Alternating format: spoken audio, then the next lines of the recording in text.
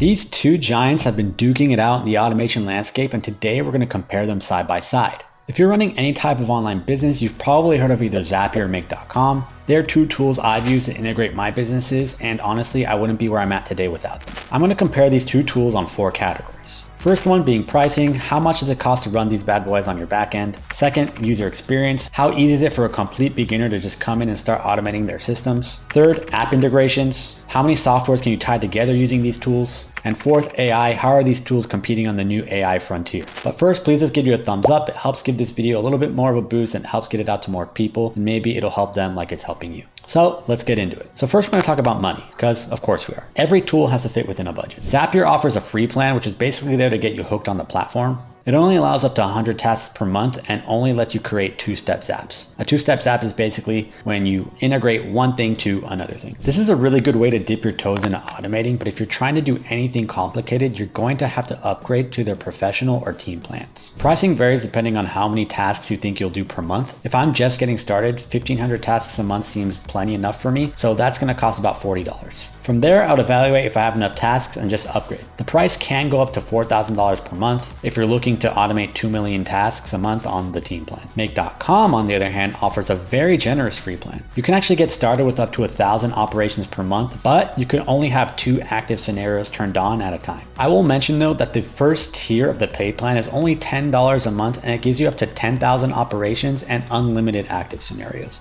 So that's not a bad deal. Make is also priced based off how many operations you think you'll need per month. So it can actually go up to $1,400 a month for 2 million operations on the Pro plan, which is significantly cheaper than the $4,000 you'll be paying to Zapier. Based on price alone, I'm gonna have to give this to Make.com.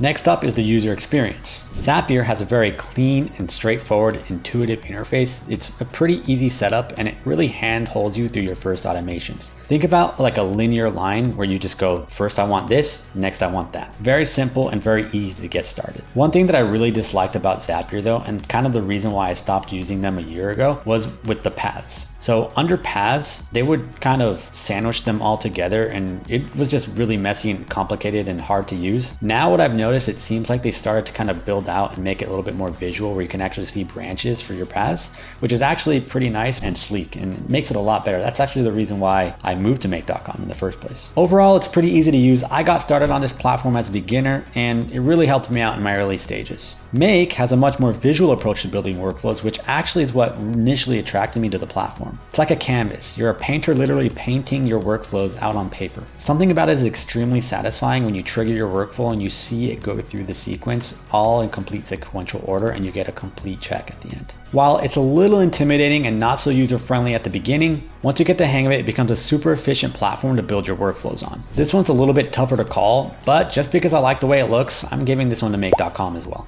Next is app integrations. Zapier definitely has a robust option of apps that you can connect to their platform. It looks like at the time of this video, there are over 7,000 apps that actually connect to Zapier natively. Make in this category is actually a little lackluster with just over 1,700 apps you can connect to. So just by sheer volume, this category has to go to Zapier, but I will add that both platforms add workarounds for apps that aren't on their platform. There's webhooks, there's HTTP and JSON modules. With these, you can connect virtually to any web app that has an API. And finally, how are each of these platforms implementing AI? Of course, there's loads of AI applications within each platform like OpenAI or 11 Labs, but what other features are they bringing to the platforms that utilize the power of artificial intelligence? For example, Make.com is testing out a new beta feature for a new AI assistant which helps you build workflows from scratch. All you have to do is type in a prompt and it'll build out your workflow for you. Personally, I don't use these features all that much, so I can't speak too much about them. I feel like for me, I like to build them out from scratch myself, but I do see the use case. If you have an empty screen, you don't know where to start, type in a little prompt and